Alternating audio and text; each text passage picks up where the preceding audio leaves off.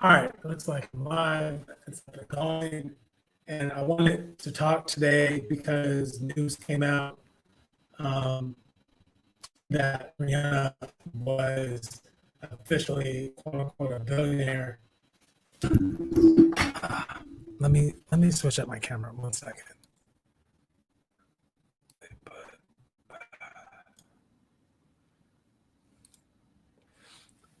All right, I switched up my camera a bit because anytime I'm linked to my external,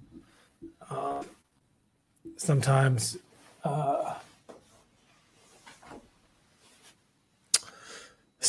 my internet gets funky. But today,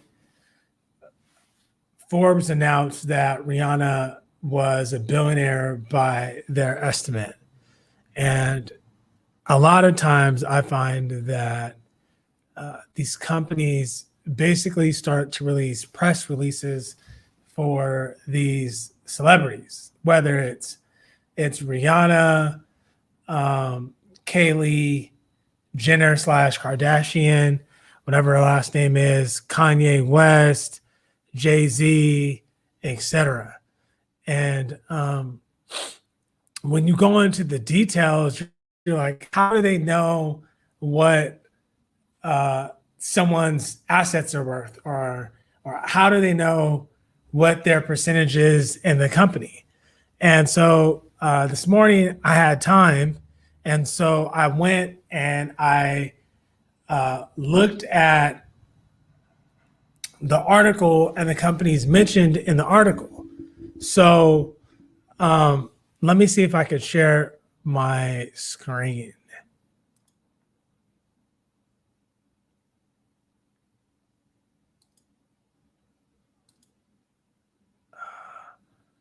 Sorry for the technical difficulty. All right, share.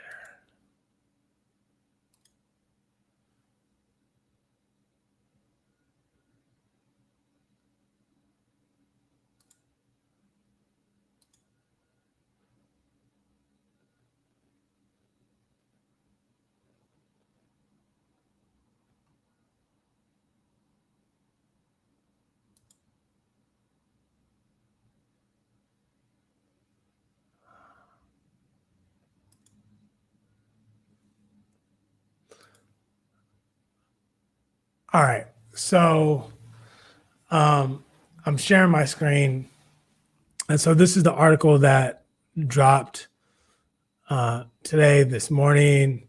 Rihanna is now officially a billionaire, and by their estimate, Rihanna is now worth $1.7 million, $7 billion, billion with a B. And so when you look into it, the basis of their estimate is their valuation on what her brand Fenty Beauty is worth. Now, they say, according to Forbes, Fenty Beauty is a 50-50 joint venture with the French luxury goods brand LVMH. And so LVMH is a publicly traded company, I believe, on the French stock exchange or some European stock exchange. And throughout the article, I was looking for references being made to that company's annual report, because as a publicly traded company, they're typically going to have an annual report where they disclose their joint ventures, companies they bought, companies they sold, interest out of joint ventures that they bought. You can find the largest shareholders. You can get a lot of details from the annual report and publicly available information. And so throughout this article, there's a lot of estimates and there's a lot of assumptions.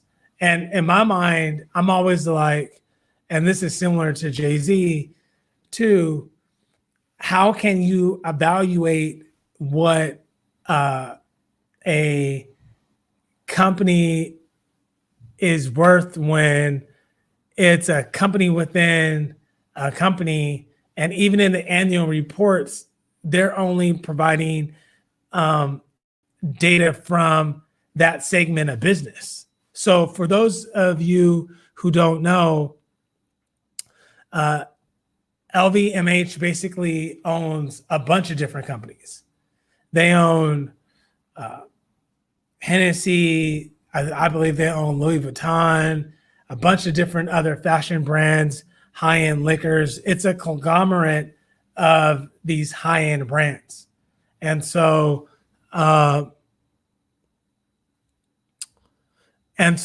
my first thing is I'm extremely skeptical in life, and particularly when I see these essentially press releases. So I kept reading through it, and I kept using the words assumptions and estimates. And so when I did a quick research this morning, it wasn't like Rihanna's on their board of directors. Rihanna's not one of their largest individual shareholders. This afternoon, I had time and I looked at the annual report. So remember what Fortune says happened is that in 2017, let me get this back up.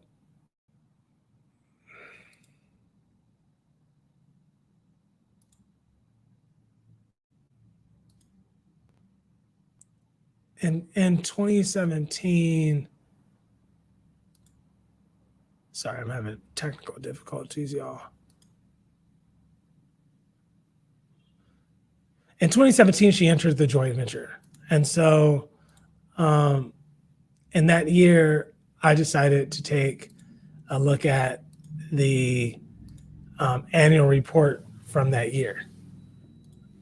And so this is where we find out that it was allegedly a 50-50 joint venture that was launched in 2017. So what I did was I went to their website that, quite frankly, anyone can go to, and I pulled the 2017 annual report, which was released in January 2018.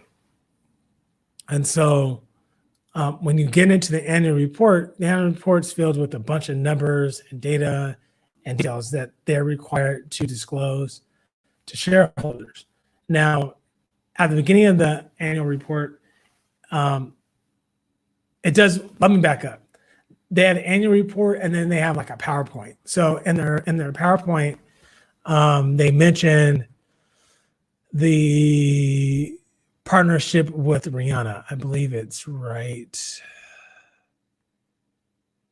here. Right? Massive popularity of Fenty Beauty by Rihanna. Right? So it's mentioned in this basically summary of the annual results. That's what they call it. It's like but this is not very detailed. So to get to the financial reports, you go to the annual report. And so you can get to the annual report there. And so you can go to changes in ownership interests in consolidated entities. And in this section, they talked about a variety of different companies they had either acquired or divested slightly from. And Fenty Beauty is not mentioned in this category. One second.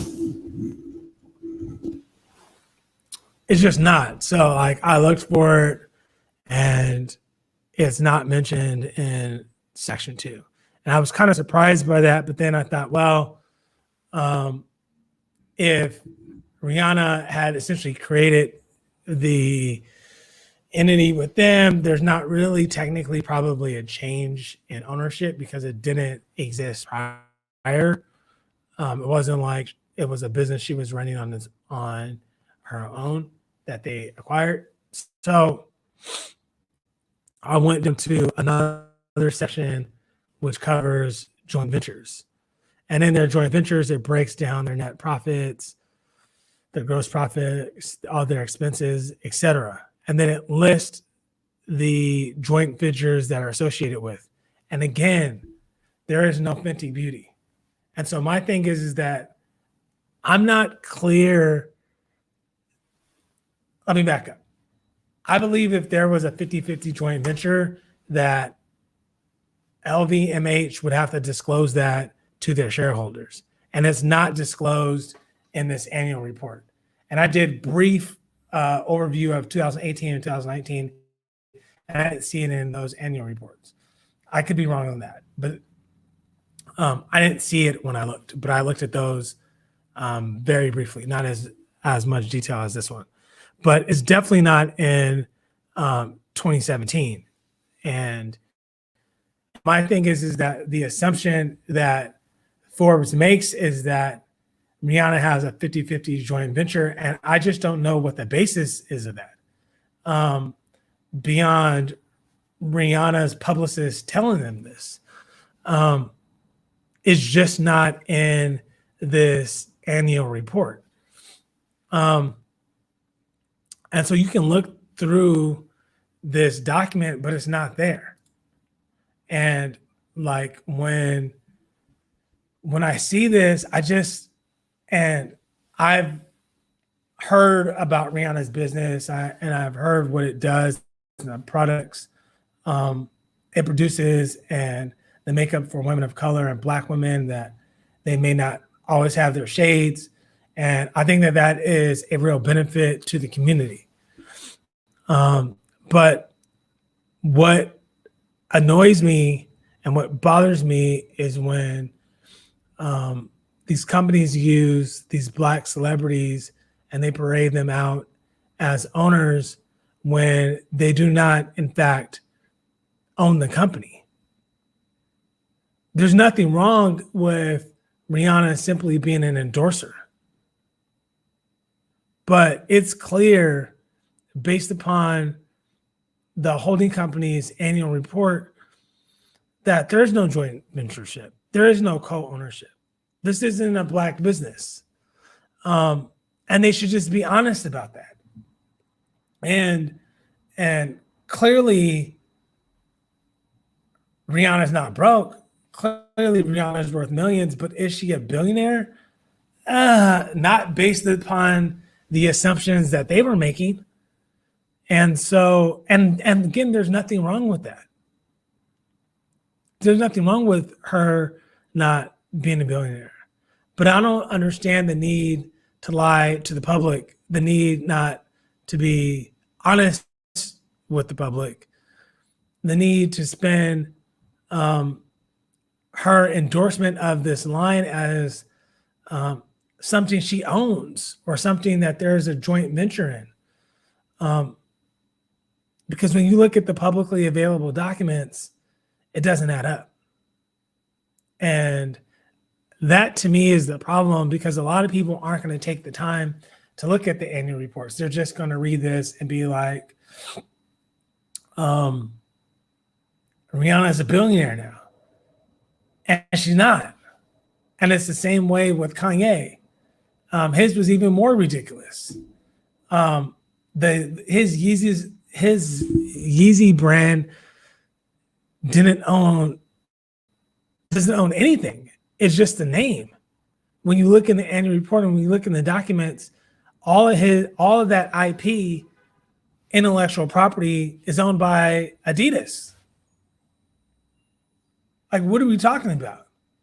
Same thing with Jay-Z, where in Jay-Z's valuation, they had a lot more items, but among the assets that were in Jay-Z's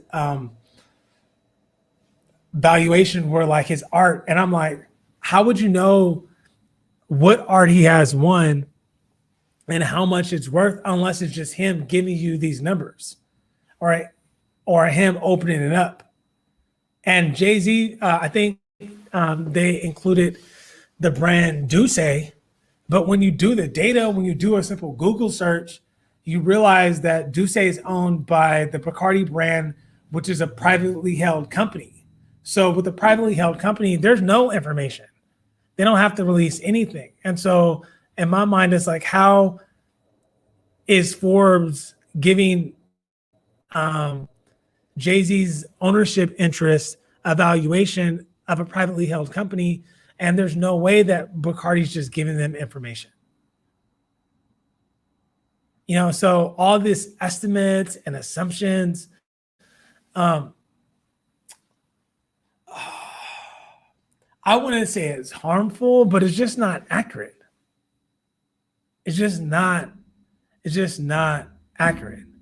And I don't really, and it's not just limited to Black celebrities, because you've seen it with the Kylie Jenner situation, where they announced her as the youngest billionaire, but then when she sold her company, and her company was a publicly traded, the company that acquired her makeup company was a publicly traded company that had to disclose their numbers. And when they disclosed their numbers, she had misstated the prior sales. And apparently they, according to Forbes, they had forged the tax documents that they showed Forbes. And so clearly there's a lot of deceit and fraudulent behavior going on. And I just don't understand it. I just really don't understand it. And it bothers me to see celebrities, particularly Black celebrities, paraded out as owners of these companies, when a simple Google search will tell you that they don't own the company.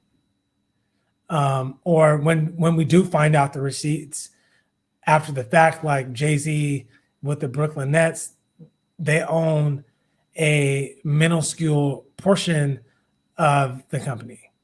And I just don't see the benefit. It's similar to another person is Puff Daddy and Ciroc. He doesn't own Ciroc. Puff Daddy doesn't own Ciroc. When you look at it's another European based company. They own a bunch of different liquor brands, but he doesn't own that. He's not on their board of directors. He's not one of their largest individual stockholders. I can't remember if I looked at the annual report, but I believe I did. He wasn't in their annual report and that wasn't a joint venture in their annual report. So a lot of the times we just have celebrities just out here lying. And so as a public, we have to start demanding better. And particularly when they try to frame this as a Black issue. Like, you need to go support the Black brand. Puffy owns Ciroc. Rihanna owns Fenty. Jay-Z owns the Brooklyn Nets. It's like, nah. And it's just sad. It's just sad.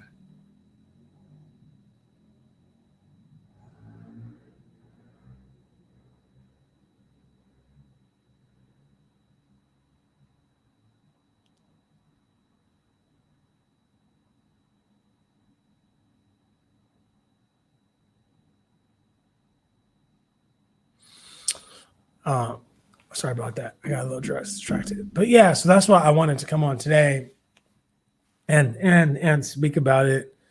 If you're interested in this type of thing, anytime you hear about someone going through a divorce and their child support numbers are made public, that usually is going to tell you the real deal, Holyfield, about their financial condition.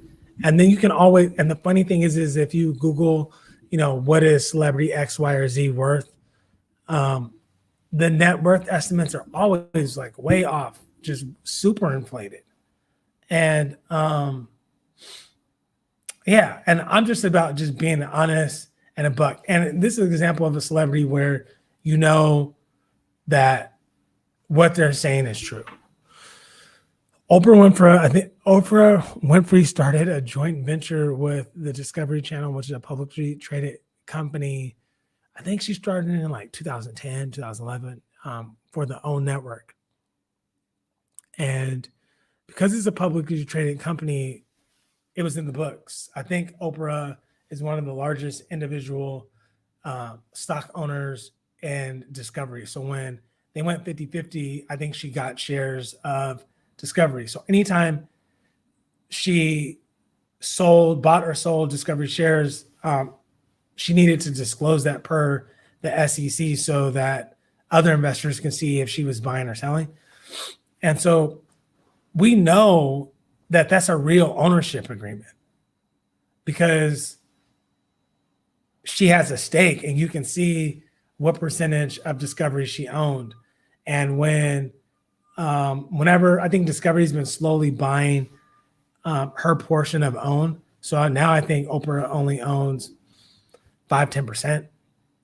But every time they buy it, it's published. It's like open data, and there's no fooling. There's no need to have these puff press releases when there's actual SEC documents being filed. And so I don't know if many people are going to be into this. I know that it's something that interests me. I can think of other examples.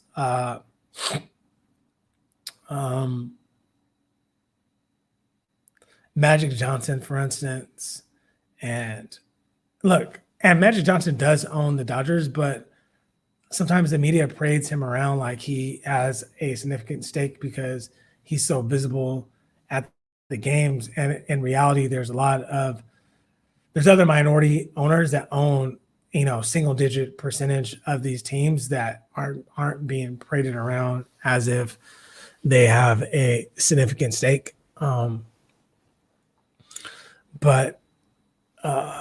Yeah, so those are my thoughts. And I just wanted to get on the video because I wanted to share this and I didn't want to do a bunch of editing. I'm just trying to, in one of my group chats, this came up. So I wanted to see if anyone else would be interested in this. If you like this type of content, let me know. I know that there's no one on this live, but we got to start from somewhere. And I don't have a routine schedule, but hopefully, we can build up the channel. If you want to support the channel, again, just like and subscribe. I appreciate you guys. Thank you so much. Bye.